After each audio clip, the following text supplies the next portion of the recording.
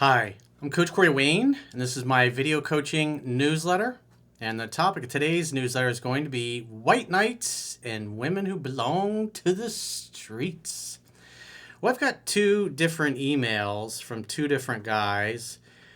And what's interesting about these particular women that they're involved with is both these guys really like these girls. But there are some things about their life that are interfering with their ability to have a good relationship. So the first guy went through, I guess he did everything through online dating, went through a lot of girls, met a girl he really liked, and then she starts talking about her money problems, her wallet got stolen, had her rent in it, and then kind of crying the blues about her problems. And that's typically how people that want you to pay their bills often will act. And the second email is from a guy. He got involved with a woman that he's like, it was love at first sight, but she had a young daughter, and he's like, he didn't really want to be a stepdad to her, and he just couldn't get into it. So they were kind of on and off over the past several years. But now it's like the girl has finally realized that he's just not down with being a part-time stepdad. And any normal human being, whether you're a single dad or a single mom, if the person you're dating is not really down or doesn't like your kids or doesn't really care to help you co-parent, it's not a good idea to stay in a relationship with them. So let's go through the first guy's email. He says, "Hey, Coach, it really sunk in deeply that this is, in fact, a numbers game. I went through hundreds and hundreds, maybe 1,000 profiles and asked out and got numbers of at least a couple hundred girls within the last year. Out of all those, roughly 10% met up in person, so about 10 to 20 of them. Of those, about half slept with me on the first or second date, so about 8. Of those, 1 or 2 were girlfriend material. The ones who were the best girlfriend material, who are able to bond emotionally and could continue an ongoing relationship and fall in love, either had no previous boyfriend or only had one brief dating experience prior." That's how the data played out. Well, the other thing you got to keep in mind is you're going to attract women that are on your level. And so if you're a guy with not a lot of experience, it's going to be probably easier with women that don't have a lot of experience, because women that are a little older and have some experience, they want a competent man. They don't want a little boy that's still trying to figure life out and how to become a man or be a man. So that's something you got to keep in mind about that. He says, "Keeping that in mind, how much effort and numbers I went through, I finally met what I call a 10 in my eyes anyway. I was amazed at even what a knockout she was, and she was down to earth, easy to talk with and get along with, and slept with me on the second date. Well, most women are going to sleep with a guy by the second or third date. That's just typically how it is. But soon after that, I felt ambushed by hearing about all these social and economic difficulties in her life, where you're looking for a teammate and an equal. And you want a woman that can hold down a job, that can pay her bills on time, pay her rent, pay her cell phone bill, pay her car bill, just basic things like that. I mean, if she can't take care of herself, how's she going to run a household or take care of your kids? You got to keep that in mind." He says, "Bear in mind, I live and work in a Southeast Asian country where many people are flaky, late, don't show up, they lie, or find ways to manipulate you to help them economically." So I'm thinking maybe Thailand or somewhere like that. Maybe even South Korea. He says, "At first, she said via text she is too good to her friends, family, and clients, helping them while they just take advantage of her, and how upset she was about that." But the other thing you got to keep in mind, people always project what's inside of them. No one will ever do or say anything to you that isn't a direct reflection of how they feel about themselves in a moment. And another one that's important, especially about a situation like this that we're going to see here in a second, no one will ever do or say anything to you that you don't invite them to do. Guys that are desperate, guys that are naive, guys that are gullible, don't have a lot of experience, tend to attract people and women who will take advantage of them, because weakness always invites aggression. That's just true throughout all human history. And it's not just physical type of aggression. It might be economic aggression. He says, the next day, when we were supposed to meet up and I was waiting an hour, she finally replied back, canceling, coming over, saying she lost her wallet, which just happened to contain her rent money. Of course it did. Well, the important thing to recognize there is that she just blew you off for your date. So what does that tell me? She doesn't respect you as a man. She doesn't really value you. She's not emotionally bonded to you. And she doesn't really fear losing you. She did it because she knew she could get away with it. So on some level, you're communicating that you're a doormat and you're all easy to walk. In other words, it's easy to walk all over you and you'll put up with it. That's the vibe you're getting out. When a woman just blows you off, you're waiting on a date and she blows you off like that. Oh, I lost my wallet and I had my rent money. Oh, shucks. He says, and most guys don't know anybody are like, oh, I'll lend you money. He says it gets worse. Not only can't she pay her rent, she also can't pay for her college course. And she says she'll have to sell her motorcycle. How do I interpret this and why is she telling me this? Because she wants you to bail her out. That's the reality. Did she really lose her wallet? We don't know. But the bottom line is you had a date, you agreed, she didn't keep her word. Her excuse was, I lost my wallet. But she's telling you these things because she thinks you're a sucker and you're gullible. Remember, no one will ever do or say anything to you that you don't invite them to do. Now keep in mind, this is the same guy that was saying, well, it's only the young and experienced girls that want me. Because women who are a little smarter, you're just too soft. That's the problem. You're still exhibiting way too many beta male qualities. And so therefore, this is what you've attracted into your life. He says, I'm no white knight. All my time living here and different girls I've dated, I don't give money except limited amounts for transportation. I wouldn't be doing that. If a girl needs taxi fare, it's like, she can't hold down can't even afford a taxi ride home? Really? And believe me, in this part of the world, they will ask and boo-hoo about the cow sick in the hospital, etc. I don't know what that means, but okay. But in this situation, because I thought I met the woman of my dreams, this is why you take your time, you take measured steps like you're in the book, but it sounds like you got really dopey really quick with this girl, and she picked up on that, and so what did she do? She went right into manipulation mode with you.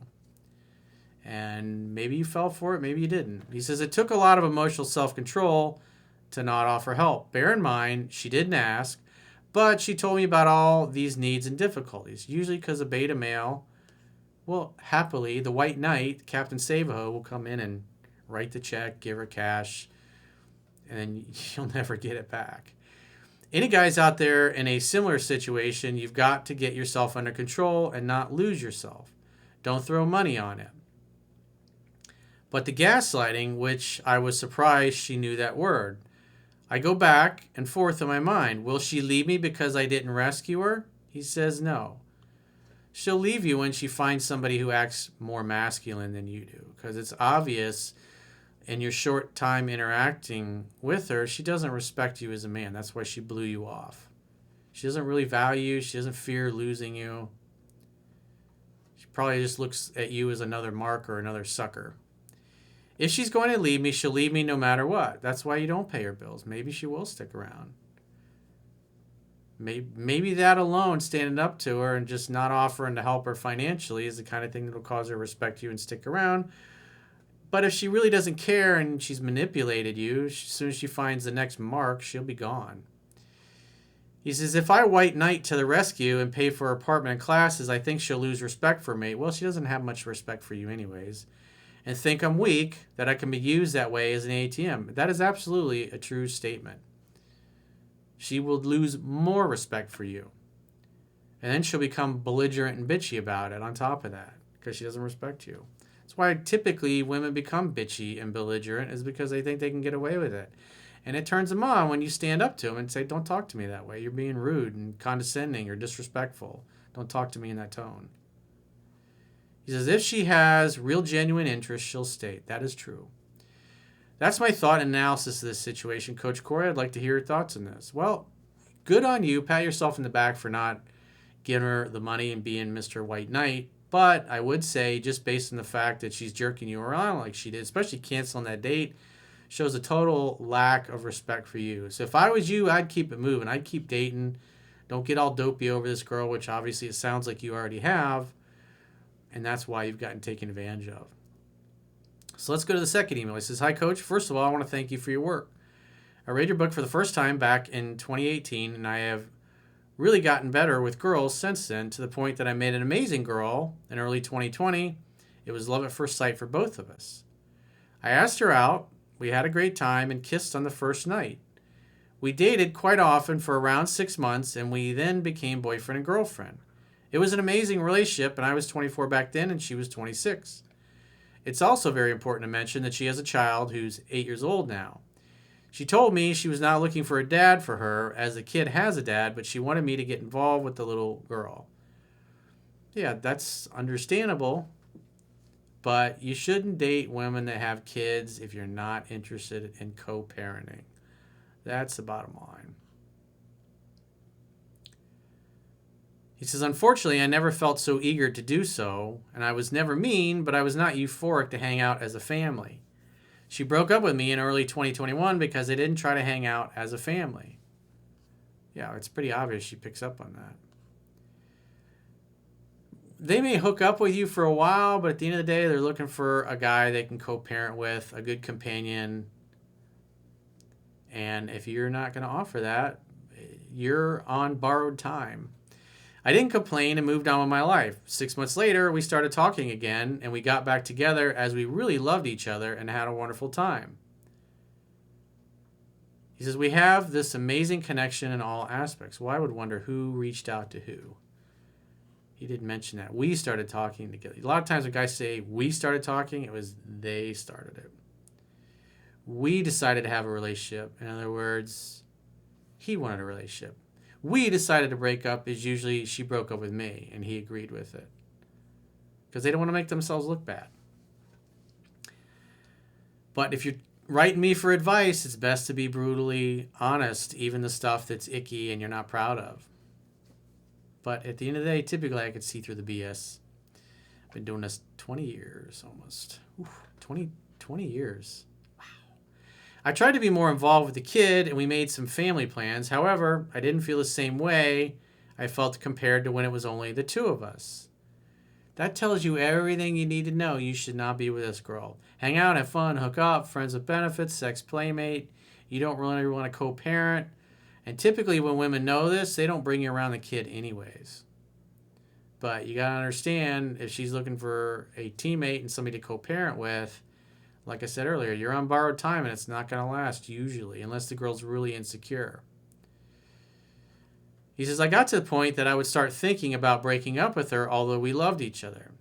I did, and it was so hard, but we both were telling each other how much we loved and started crying. But I thought back, then it was the best. 4 weeks later, we met, and I started thinking I made a mistake because I really enjoyed being with her. Yeah, but you're still, the way you feel about her daughter is just, you don't want to be her dad. You got to be honest with yourself and with her. It's not fair to you. It's not fair to her. It's not fair to her daughter for you to live a lie. I told her I had messed up and wanted to get back together. However, she said she was confused and didn't really know what to do because she had realized I had some cold attitudes with the kid when we were together. Yeah, you shouldn't be around a kid. You don't want to be there anyways. What's really going on here is you haven't found anybody in the few months since you broke up, and you're desperate and you're needy. You're fearful of the future, and you're already ready to give up on finding somebody you connect with better. It's like, dude, you're in your 20s. It's like, come on. Life's just starting out. 3 weeks later, we met again. We kissed like crazy and talked some more, but I know I fucked up. I told her that I had realized that I didn't want to get close to the kid because I was afraid of her not liking me and afraid of what people would say about me being the stepfather. He says, I know I really fucked up. He's like, yeah, but you can't make your heart feel something it doesn't feel. You can't get excited about, it's just like working a job you hate. You can't get excited about a job you hate. You can be disciplined and you can do it with a smile on your face to the best of your ability, just because you should be a high character person. And even if you don't like the job, you should do the best that you can at the job. But when it comes to relationships, it's like you shouldn't be trying to lie to yourself and to her and her daughter about being into something that you're just not. Because what happens is the longer you stay involved with her, you got to create a space in your life for somebody new to come and fill. And if you're staying involved with this girl, you're communicating to the universe, you're not really open to meeting anybody new. He says, she said she loved me but didn't feel the same way anymore about trying again. She said she had to think about it. When a woman says, I got to think about it, it usually means no. A week later, she called me and told me that she didn't think the same about me as she did before. She said she used to see me as a really beautiful person, but not anymore. Just like I said. He says, I feel a lot of regret as we connected in all aspects. The relationship was really easygoing, and we didn't have any issues as a couple, but as a family. It's been 2 weeks already since then, and I've not tried to contact her again, but I feel, as per social media, that she may be hanging out with new guys. Duh, she's looking for somebody that wants to be there, and you don't. Can't live a lie, dude. I've been trying to move on, but I'm kind of feeling I lost the love of my life. Well, this is because you're young and you're inexperienced. You don't realize that really there is another bus every 15 minutes. And feel bad about her not thinking the same way about me due to what I said. Yeah, rejection breeds obsession. Now all of a sudden, oh, I got to get her back. I currently don't feel in the mood to meet new girls. You need to force yourself to do it. He says, I'm trying to become a better person and know what I missed. You didn't miss anything, dude. Yeah, you had a connection with her, but you didn't want to be a dad to the kid. That's the honest truth. It's all over your email. And you're bullshitting yourself if you think otherwise. How can I get past this situation? Meeting a hotter girl who knocks your socks off and who doesn't have a kid. He says, it's known that we meet a person like this every decade. 1 to 3 a decade, typically based on your life path. That's my experience. And typically in your 20s, there'll probably be at least 2 more girls like this that you connect with on this level, but it's only going to happen if you open yourself up to it instead of crying the blues. But you got to be honest to see reality as it is, not better than it is, which is what you're doing, or worse than it is. You got to see reality as it is. You don't want to be a dad to the kid. And the honorable thing, the manly thing, the masculine thing to do is have the balls to move on and not waste anybody's time, especially your own, because the sands are running through the hourglass. Time is running out on all of us. Life is short, dude. Get your ass out there and start living. I know you don't want to, but the one thing that will change your mind is, number 1, being open to meeting a new girl, but number 2, meeting a girl who takes your breath away. It's nothing like it. So if you have a question or a challenge, you'd like to get my help, go to understandingrelationships.com, click the products tab at the top of your screen, and book a coaching session with yours truly. Until next time, I will talk to you soon.